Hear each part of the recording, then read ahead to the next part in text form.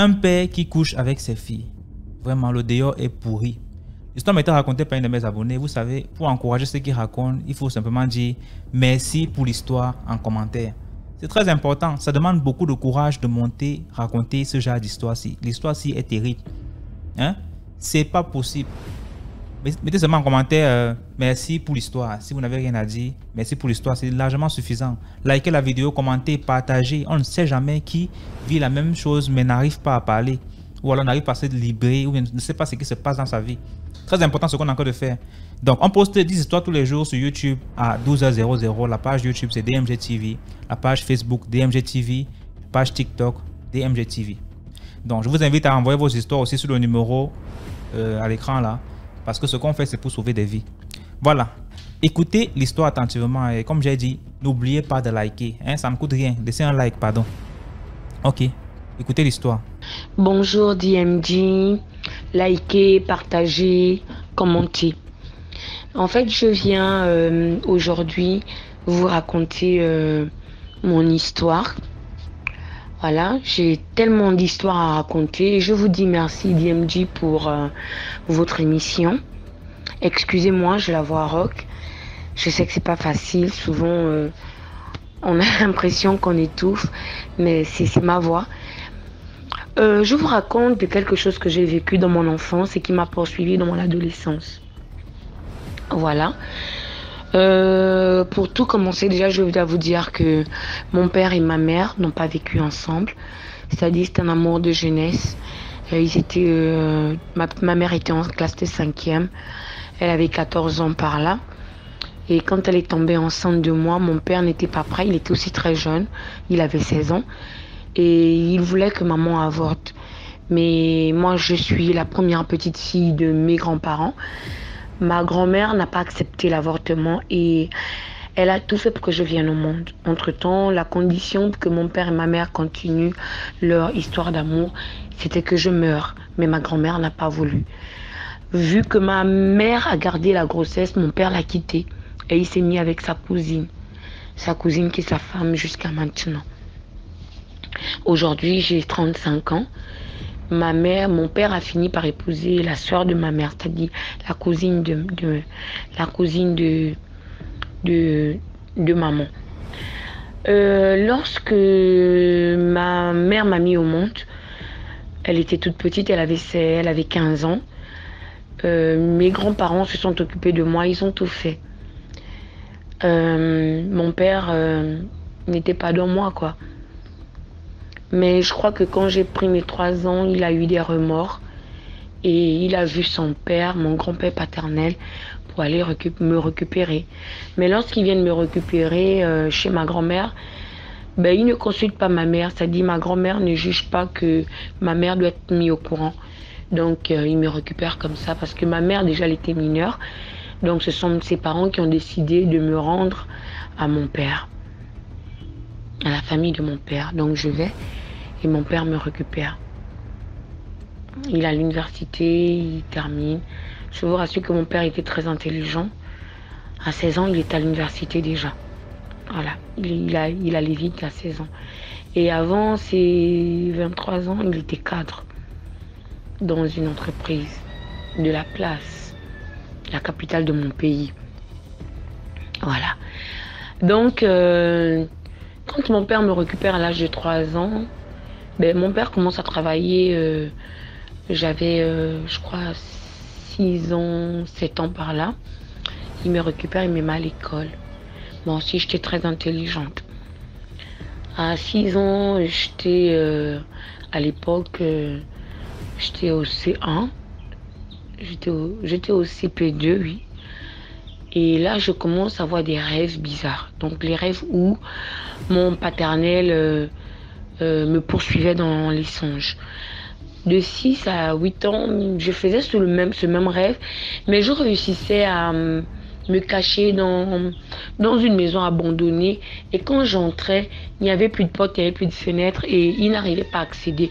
Mais il tournait autour de la maison. À l'âge de 8 ans, je ne sais pas ce qui s'est passé. J'ai fait ce songe-là à 8 ans. Et là, il a pu m'atteindre. Et lorsqu'il m'a pu me tenir dans ce rêve-là.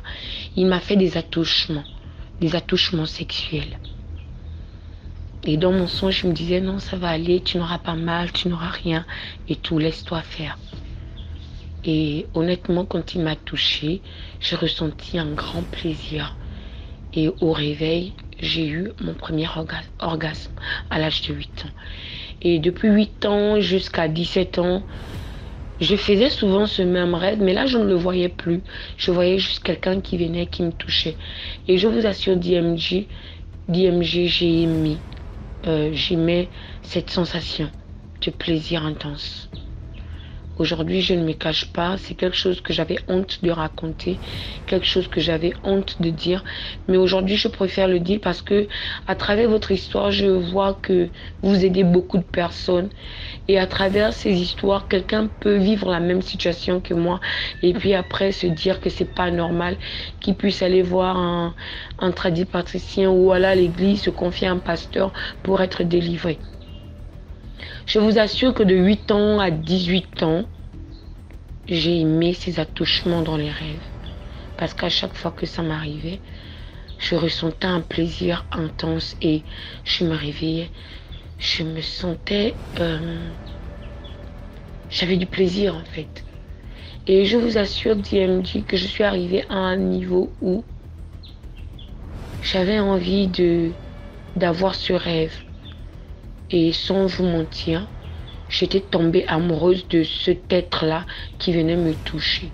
Ce qui fait que j'ai eu du mal à me mettre en relation avec quelqu'un de normal. Pour moi, j'étais tombée, depuis mon enfance, j'étais tombée amoureuse. Mais là, je ne voyais plus mon père, je voyais maintenant...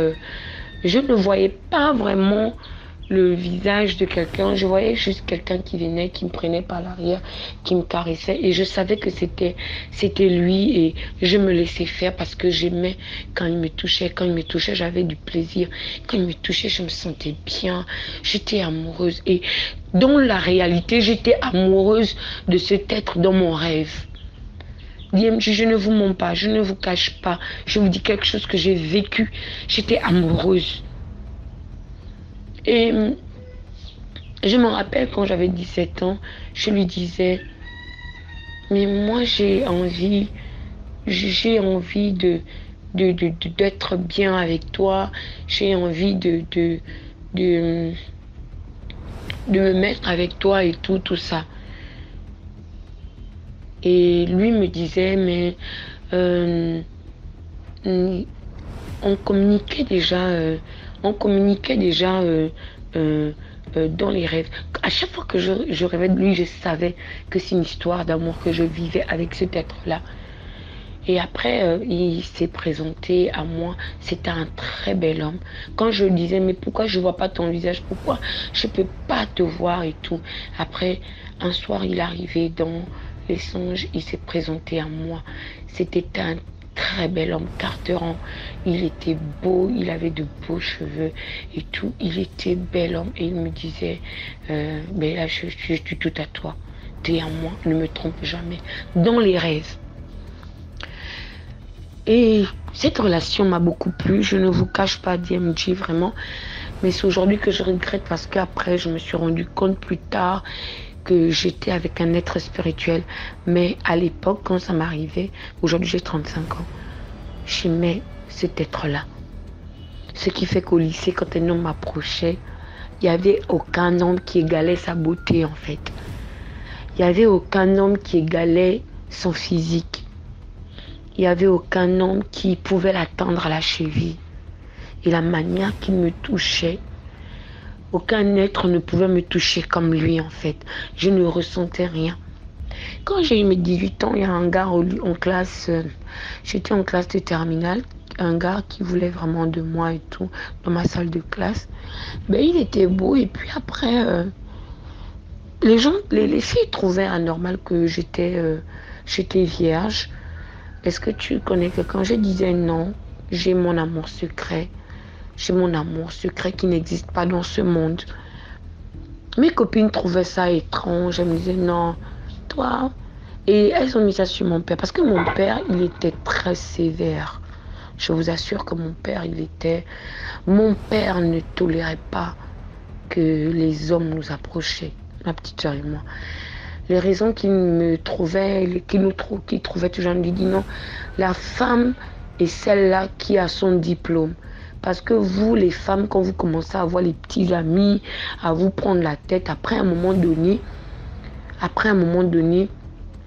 vous ne vous concentrez plus dans l'école. C'est mauvais lorsqu'une femme rate ses études. L'homme, les entreprises peuvent prendre un homme.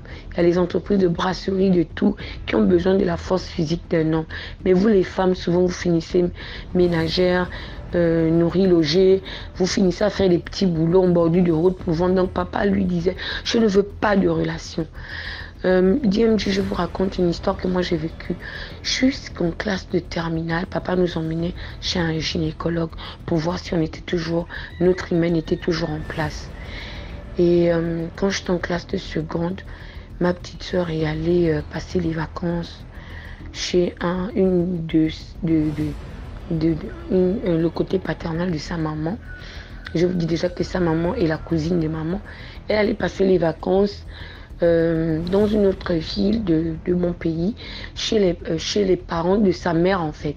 Parce que ma marâtre, elle et moi, on est parentés de son côté paternel. Maintenant, ma petite soeur, elle est partie chez les parents maternels de sa maman. Donc quand elle est là-bas, elle est tombée amoureuse là-bas et tout. Et puis, elle s'est laissée aller et elle a été déviergée là-bas. Et c'est une parenthèse que je prends dans mon histoire pour vous montrer à quel point mon père était contre le fait qu'on aille voir des hommes. Au retour des vacances, il nous a emmenés chez le gynécologue. On a découvert que ma petite soeur, elle n'était plus vierge en fait. DMG, c'est que mon père a fait ma petite soeur devant nous toutes. Il a rasé ma petite soeur à la bouteille. Il a enlevé les cheveux de ma petite soeur à la bouteille. On était au salon, on était assises, tout, parce que j'avais aussi mes 2 cousines que papa gardait et tout. On était assis au salon. Il nous a fait asseoir pour qu'on subisse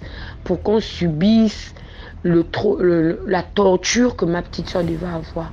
DMG, il a torturé ma petite soeur. Il a rasé à la bouteille comme on rase les prisonniers. Il l'a frappé. Il a frotté le piment dans le sexe. Et il a dit, regardez bien, la personne qui va aller voir un homme va subir la même chose. DMG, j'étais en classe de première, ma petite soeur était en classe de 3e. DMG, cette torture nous a traumatisés. Ma petite soeur est tombée malade jusqu'à ce qu'on l'a internée dans un hôpital de la place. Il a eu des problèmes avec ma marâtre parce que ma marâtre a dit, je ne comprends pas comment est-ce que l'enfant allait, elle est déjà grande en fait. Elle n'avait pas encore 18 ans, c'est vrai, mais toute femme passe par là. Chacun a son histoire. Comment aller jusqu'à torturer l'enfant? Déjà, tu la rases, tu la frappes avec il allait arracher le détendeur de la bouteille de gaz. Il a mouillé ma petite soeur toute nue. Il l'a frappée. Je te dis que frappé de telle sorte qu'elle s'est blessée.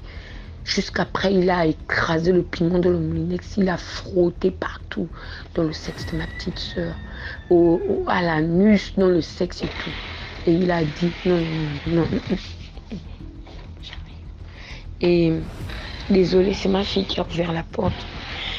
Et il a torturé ma petite soeur. Ça m'a traumatisée, mes cousines et moi, de telle sorte que même au lycée, papa avait dit que si un garçon pose la main sur vous seulement, vous êtes morte en guerre. Au lycée DMG, moi personnellement, ça m'a traumatisée. Ça m'a traumatisée que je n'ai pas permis à un homme de s'approcher de moi. Je n'ai pas permis à un homme de me toucher parce que pour moi, je disais non, ce qu'elle a vécu là, elle a été internée 4 jours à l'hôpital, malade. Ma petite soeur est sortie traumatisée de ça. Et j'ai dit, je ne peux pas. Maintenant, quand je reviens à mon histoire, comme je vous disais, j'avais mon petit ami des rêves. Cet être-là que j'aimais, À 17 ans, il s'est montré, il a dit, je suis là, ne me trompe jamais, je suis à toi, tu es ma dulcinée, je t'aime toi. Il me faisait les cadeaux dans les rêves. Jusqu'au point où, étant au lycée en classe terminale, j'avais 18 ans, je lui ai dit, mais toi et moi, on se voit que dans mes rêves. Mais souvent, dans la réalité, j'ai besoin des petites attentions, j'ai besoin des petites choses et tout. Tu me dis quoi? Mais moi, j'ai besoin souvent d'argent. J'ai besoin que tu t'occupes de moi, mais tu t'occupes jamais de moi. Tu me donnes que des cadeaux dans les rêves. Et les cadeaux que tu me donnes dans les rêves, là, je ne les reçois pas en réalité. DMG. C'est comme ça que il me dit, non, t'inquiète. En tout cas, tu auras ce que tu me demandes. Je vais te donner des cadeaux. Un phénomène bizarre est arrivé quand j'étais en classe terminale d'abord. Un garçon de ma classe s'intéresse à moi et tout. Quand je raconte mon histoire à mes copines me disent non, c'est pas normal. Tu peux pas avoir une histoire dans les rêves et puis après, donc physiquement tu n'as pas une histoire. Ça veut dire qu'il y a un problème. Il y a vraiment un problème. C'est pas bien. Essaye d'abord d'aller avec un homme en réalité. Vraiment, vous allez m'excuser de la longueur de l'histoire. Juste que je n'ai pas envie de sauter certains détails. J'ai vraiment envie d'ouvrir les yeux à certaines filles. Peut-être qu'il y a des filles quelque part qui vivent la même situation, qui vivent la situation que moi j'ai vécue. Donc c'est comme ça que je suis allée. Le garçon m'a invité chez lui. C'était un beau garçon, carteran aussi, bien métis, façon bien bâti, physique et tout. Il m'a emmené chez lui. DMG. On allait dans sa chambre, il a commencé à me caresser. DMG, je ne ressentais rien, je n'avais que du dégoût.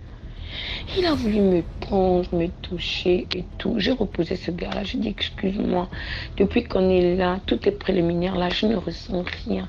Je ne ressens rien. Je ne ressens rien.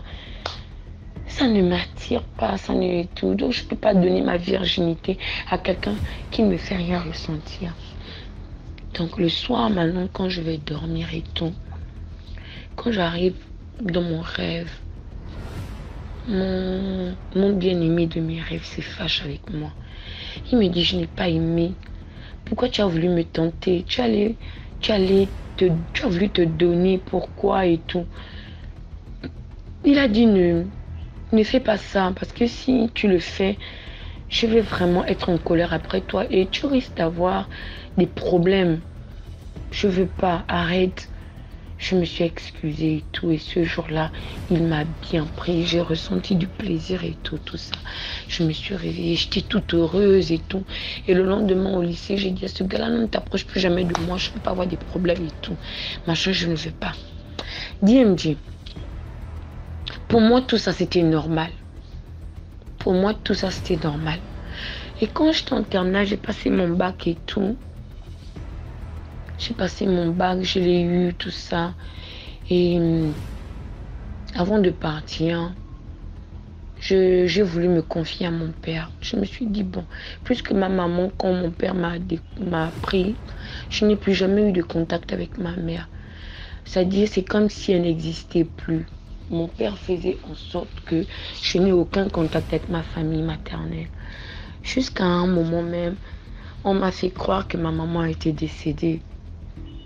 On m'a fait croire que ma famille maternelle ne m'aimait pas. Que mes oncles ne m'appréciaient pas. Que ma famille ne voulait pas mon bien. Donc j'ai grandi avec ma famille. J'ai grandi avec ma famille paternelle. Je ne voyais que mon père, sa femme. Donc mes frères que je connaissais, c'était juste mes frères, les enfants de mon père. Et tout, donc j'ai grandi comme ça. Et un jour, je me suis confiée à papa. J'ai dit, papa, voilà, depuis que j'ai l'âge de 8 ans, j'ai vu une histoire bizarre, compliquée. C'est pas compliqué. Voilà, j'ai raconté mon histoire à mon père, de mon petit ami, des rêves et tout. Papa, au lieu de trouver que c'est anormal, il m'a dit, ma fille, il y a deux mondes. Il y a le monde spirituel et le monde physique. Mais dans les deux mondes, tu peux vivre. Tu peux vivre. Tu peux vivre. Tu peux choisir de vivre là où tu veux. Tu peux choisir de t'intéresser au monde spirituel comme tu peux choisir de t'intéresser au monde physique. Il n'y a rien de mal dans tout ça. Si tu aimes déjà quelqu'un dans ce monde spirituel-là, c'est que c'est ton amour. Tu n'en as pas besoin.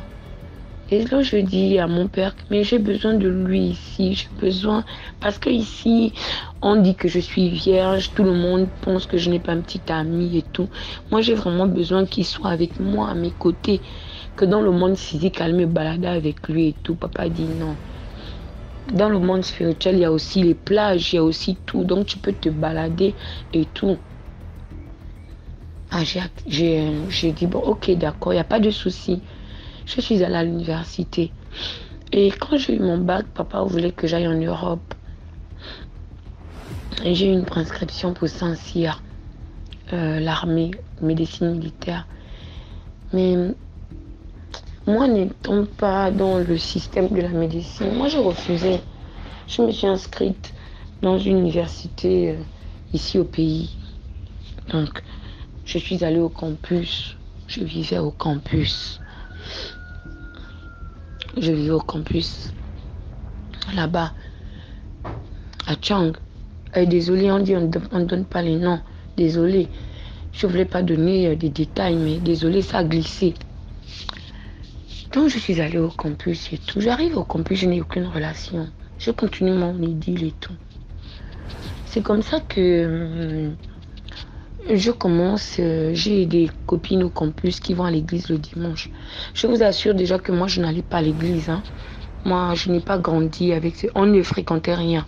On n'allait pas chez les Nganga, on ne fréquentait pas des gourous, on ne fréquentait rien. Mais en même temps, on n'allait pas aussi à l'église. En fait, on ne fréquentait rien, on était neutre en fait. Je ne sais pas si je vais dire qu'on était athée, mais on était neutre. Hein. On ne fréquentait pas de... On n'allait pas chez les Nganga, on n'allait pas fréquenter... On était neutre. Neutre. Donc moi, je n'allais pas à l'église. Donc c'est comme ça que... Une amie m'a invité à l'église étant au campus. Non, il y a la campagne, il y a une campagne d'évangélisation, il y aura des délivrances et tout, et tout, et tout. Ça te dit pas et tout. Il y aura l'agapé et tout. Moi, comme déjà là-bas, je suis une gourmande.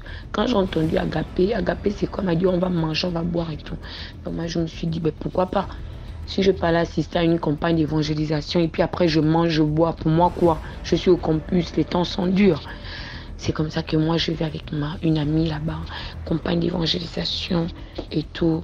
C'est comme ça qu'on parle, on dit d'accepter Jésus comme Seigneur et Sauveur et tout. Vraiment, cette campagne-là m'a beaucoup touchée. J'ai été vraiment touchée, j'ai été attirée, la parole. J'étais attirée par la parole, j'étais attirée par tout ce qui se disait et tout. J'avais les frissons sur tout mon corps. J'ai ressenti quelque chose que je n'avais jamais ressenti auparavant. Et c'est comme ça l'homme de Dieu dit, vous qui n'avez jamais accepté Jésus comme Seigneur et Sauveur, avancez. Pour moi, je me suis dit, Jésus, c'est qui? Moi, je ne le connais pas. Mais je suis quand même, je suis quand même allée devant. J'ai répété la prière, Seigneur Jésus-Christ, je t'accepte comme Seigneur et Sauveur, prends-moi tel que je suis et tout ça. Je m'abandonne à toi, je laisse ma vie, mon passé et tout. TMG, pendant que je suis en train de répéter la prière, je ressens comme un tourbillon, je tombe. Et quand je tombe, je ne me souviens plus de rien. Je sais seulement que quand je me suis levée, j'étais toute sale et tout. Là, ma copine me dit, ah, tu as manifesté, copine, tu as manifesté. Tu as manifesté, il y a la voix d'un homme qui est sorti en toi et qui a dit que tu l'appartiens. Que tu es sa femme, tu es sa chérie. Donc, personne ne peut vous séparer et tout. Je dis, comment ça? Il dit oui, tu as manifesté, vraiment c'était grave pour te tenir, la sécurité n'a pas pu te tenir, la sécurité n'a pas pu tu étais forte, gars, tu étais forte, copine, tu étais forte. On n'a pas pu te saisir, il a fallu peut-être plus de 6 garçons pour te maintenir sur le sol, gars. Tu as poigné l'homme de Dieu, tu étais forte, je t'ai pas reconnu. Toi qui es si douce à la base, tu étais forte. Ah, comment ça? Mais je me souviens de rien. Elle me dit, gars, passe par la délivrance, va voir l'homme de Dieu, confie-toi et tout. Mais je n'ai rien à me plaindre en fait. Ma vie, elle est tranquille, je n'ai pas de perturbations, je dors bien et tout ça. Donc c'est comme ça qu'on m'a donné une carte là et tout. J'ai décidé de repartir. Donc j'ai fait une semaine, je ne voyais pas mon chéri des rêves. J'ai trouvé ça normal. Je me dit, mais il est où? J'ai besoin de lui. DMG, quand j'avais le désir, j'étais arrivé à un niveau où même quand je dois et tout pour l'attirer, je me lave bien, je me parfume avant de dormir, je me maquille et après je suis sûre qu'il va venir. Et le maquillage que j'ai fait dans la réalité là, dans le rêve, j'ai le même maquillage. Donc quand il vient, je suis toute prête, je sens bon et on fait notre truc. Mais depuis là, j'avais besoin de lui, il ne venait pas. Et puis après un soir, avant de dormir, je parle en moi-même. Je dis, mais tu es où? Je te vois plus depuis une semaine, tu es où? Ça veut dire quoi? Tu peux pas venir comme ça. Tu sais très bien que je t'aime et puis tu disparais comme ça. Je ne te vois plus, c'est quoi? Or, avant, j'avais la capacité, quand je te désire, tu apparais. Mais tu es où? Et la même nuit, il est revenu. Mais quand il est revenu, DMG, il était en colère dans le rêve. Je n'ai pas apprécié. Tu es allé où? Heureusement que tu m'as appelé, mais moi, je ne te retrouvais plus. Je te cherche, je ne te trouve pas. Je t'ai cherché, je ne t'ai pas trouvé, je ne te voyais plus. Tu étais où? Heureusement que tu m'as appelé. Hein? Si je t'avais pas, si tu m'avais pas appelé, je n'allais même pas te retrouver. Tu m'arrêtes ça. Il y a des lieux où tu pars qui ne sont pas bien. Je ne suis pas d'accord. Donc, si tu veux que je sois toujours avec toi, je ne veux plus que tu partes dans les églises bizarres là. Ah bon? Ok, d'accord. Tiens, me dit, peut-être 2 jours après, c'est papa qui m'appelle. Papa me dit, je suis malade. J'ai les maux de tête, les sérieux maux de tête et tout. Et je vois que on t'emmène dans des églises bizarres et tout. Fais attention parce que les églises d'aujourd'hui là, c'est des gourous, c'est des sectes, les gens qui vont t'emmener quelque part, te faire n'importe quoi. Vraiment faire attention, tu sais que tu as l'université, c'est un milieu bizarre. Et il me raconte des trucs qui me font peur. Mais je tique quand même, je dis, mais qui m'a dit que j'étais partie dans une église en fait? Bien, jusqu'à là, je ne fais pas le lien. Mais la parole m'avait touchée et quand je partais là-bas, on m'avait donné le Nouveau Testament. Et dans le Nouveau Testament, il y avait les psaumes. Donc, le pasteur m'avait dit de lire le psaume 91 avant de dormir, le psaume. Entre-temps, j'étais toujours amoureuse de mon garderesse, mais en même temps, j'étais attirée par la parole. Donc, tous les soirs, je faisais le psaume 91 et tout et tout. Quand j'oublie de faire les psaumes avant de dormir, il apparaît, il se fâche et tout. Jusqu'à maintenant, à un moment donné, ça devenait maintenant cruel. Un jour, il est venu. Dans mon rêve, on a eu une dispute grave. Et il m'a frappé. Il m'a damé un truc dans la tête. Il m'a grondé. Je t'ai déjà dit que je ne veux plus te voir aller là-bas. Pourquoi tu continues? Tu m'énerves. Il a commencé à se fâcher. Il m'a frappé. Quand je me lève, de l'endroit, il m'a damé la batte là. J'avais mal, c'était enflé. Je dis non, il y a un problème. Comment? Je vais voir l'homme de Dieu. Je dis voilà. Et c'est là où je décide de me confier à l'homme de Dieu. Je dis voilà, depuis l'âge de 8 ans, voilà. Depuis que je viens vers vous, je viens me prier avec vous, depuis que j'ai les psaumes et tout. C'est comme ça que l'homme de Dieu me dit, ah, tu es un mari de nuit. C'est pas normal. Tu n'as jamais connu un homme. À l'université, un homme n'était jamais passé entre mes jambes. Tu n'as jamais connu un homme ne t'a jamais embrassé et tout. C'est vrai que en tant qu'enfant de Dieu, la chasteté, elle est bien. Mais c'est pas normal que tu aies des orgasmes dans tes rêves. C'est comme ça que l'homme de Dieu a dit. Si tu peux venir ici à l'église, faire le jeûne, avec les autres et tout pour la délivrance, ça a beaucoup arrangé. J'ai seulement pris mon sac, j'ai pris la brosse à dents, l'essentiel et tout. Je suis allée à l'église. Je suis allée à l'église. On a fait une semaine de jeûne et prière. Et je ne sais pas pourquoi, le jour que j'étais partie, j'avais complètement oublié le téléphone dans ma chambre au campus. Donc je suis allée à l'église là-bas et tout. J'étais maintenant là-bas. Et puis, bon, j'avais oublié le téléphone. C'est vrai que j'avais voulu avoir mon téléphone. Mais après, je m'étais dit, bon, tant mieux. Au moins, on ne me dérange pas. J'ai commencé à faire la prière avec les autres. J'ai jeûné. La première fois que j'ai fait le jeûne, j'ai fait le jeûne Esther pour la première fois de ma vie. J'ai vu beaucoup de choses bizarres qui sont passées, les combats, tout ça. Je suis restée là-bas, j'ai fait ma délivrance. Comme ça que j'ai découvert que j'avais un mari de nuit et tout. Et après, le 6e jour de mon jeûne et de prière avec les autres et tout, je suis en train de dormir, DMG. On m'a sur la natte dans l'église. Je suis en train de dormir, je vois mon père apparaître. Mon père me dit, tu veux que je meure? Tu veux que je meure? Tu veux que je meure? Qu'est-ce qui a changé quand je ne te donne plus le plaisir? J'ai dit, mais papa, quel plaisir? Il dit, tu es venu ici, tu veux me tuer? Je te cherche, je ne te trouve pas. Tu veux me tuer? Tu veux que je meure? Et puis tu restes? Tes frères vont faire comment sans moi? C'est de toi que je puise ma puissance. Tout ce que j'ai, c'est avec toi que je travaille.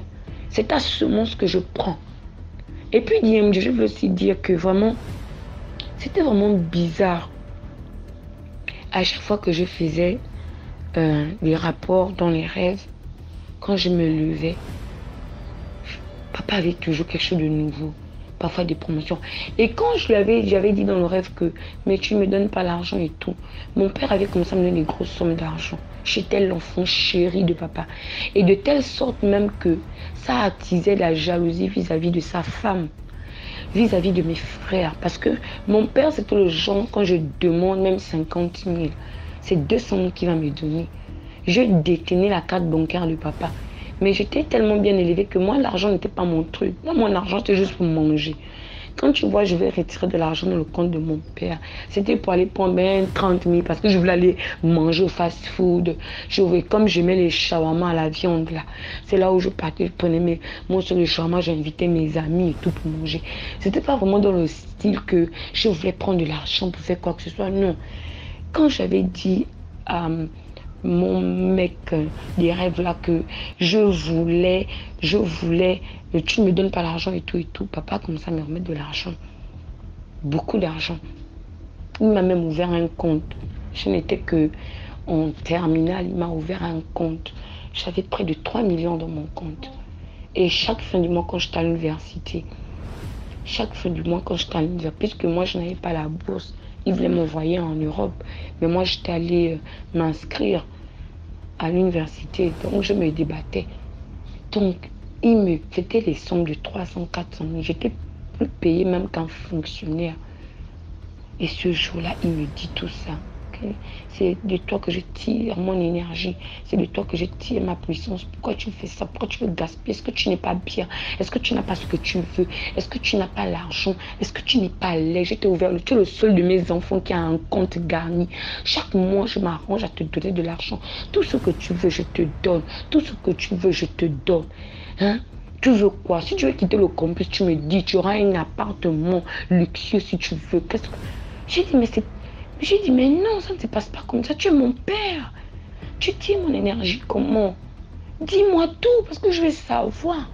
Après, si tu penses que ton amoureux imaginaire, ton amoureux des rêves, tu penses que c'est qui? C'est moi, ton père, qui est là. C'est moi qui te donne le plaisir. Tu penses que c'est qui? C'est moi. C'est moi qui te donne le plaisir. Tu penses que si tu n'es jamais allé avec un homme, je vous interdis. C'est pourquoi? C'est parce que vous, mes filles, je n'ai eu que vous comme fille, parce que papa n'a fait que 2 filles et puis beaucoup de garçons. Je n'ai fait que 2 filles. Dans ma secte, Je dois coucher avec vous pour avoir la puissance. Mais ta petite soeur, elle a gaspillé en allant se donner à un autre homme. Elle a gaspillé toute son énergie. Et toi, le fait que tu sois vierge à ton âge et tout, c'est que j'ai toujours fraîche. Là, j'ai besoin de ça. Donc, tu te lèves et tu dégages. Je dis non. Donc, pendant qu'il me parlait, je voyais comme ça. Donc, les sœurs autour de moi voyaient que je manifestais. Je parlais, mais j'avais les yeux fermés dans le sommeil pendant que je parlais avec mon père. Ils sont allés appeler l'homme de Dieu. Donc, quand l'homme de Dieu est arrivé, d'après ce qu'il m'a raconté, c'est qu'il voyait une ombre au-dessus de moi. Il a commencé à briser, prier. Après, j'ai vu mon père en feu. Il a crié, ah, tu m'as tué. Donc, mon téléphone était resté au campus. Moi, j'étais à l'église et tout. Donc, c'était le 6e jour que je l'ai vu. Le 7e jour, je continue ma prière et tout. Quand je rentre au campus et tout, c'est comme ça que mes amis me disent, ah, mais il y a ta famille qui était là, il y a ta mère qui était là, c'est-à-dire la femme de mon père. Il y a ta mère qui était là et tout ça. Elle te cherche depuis, elle a dit, ton père, ça ne va pas, il est malade et tout ça, machin et tout. Quand je suis sortie de là, j'étais écœurée. J'ai dit, quoi? Donc, durant toutes ces années, je fais ces rêves. Je me suis dit que c'était un homme imaginaire, quelqu'un de machin et tout. Il avait pris la forme d'un gars métis, beau physique. Donc, c'était mon père qui me faisait des attouchements spirituels. Et moi, je ne savais pas. Mais il n'y a qu'à rester. Oh, il y a la femme de ton père qui était là, il y a ta maman qui était là, qui te cherchait et tout. On lui a dit que tu n'étais pas là depuis une semaine, tu étais parti, on ne sait où, machin. Oh, il y a son père qui est malade, il faut qu'elle se déplace, il y a son père qui va mourir, son père l'appelle, son père veut parler avec elle, son père et tout, machin. Et il me dit le 7e jour, là, quand je suis rentrée, je ne suis pas partie. Mes collègues me disent, mais il faut partir, ça avait l'air urgent et tout. J'ai dit, mais même si j'avais envie de partir, il fallait que je prenne la route et c'était loin. Je suis dans une autre ville. Eux, ils sont dans une autre ville. Hein? C'est pas de la route à côté, c'est de la capitale à une autre, à la capitale économique. C'est pas possible que de là, je puisse aller aussitôt. Le 8e jour, mon papa est décédé. Le 8e jour, mon papa est décédé.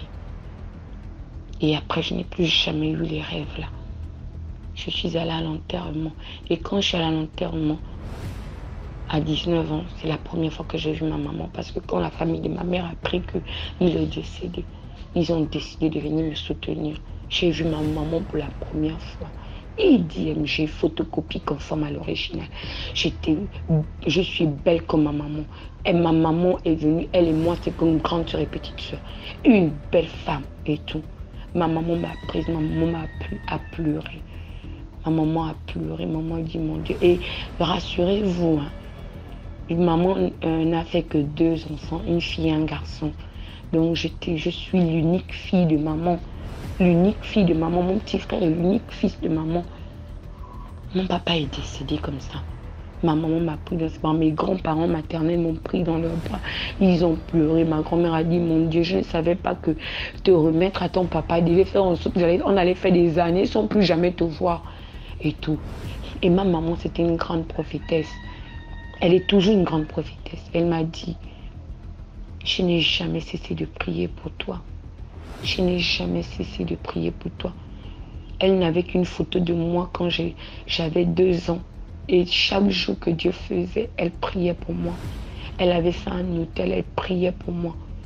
Quand mon papa avait déménagé dans une ville, il n'avait plus jamais donné signe de vie.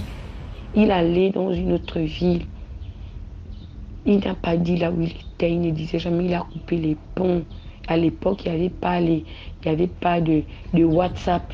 À l'époque même, il n'y avait pas de Facebook, il n'y avait pas de machin. Il a coupé les ponts.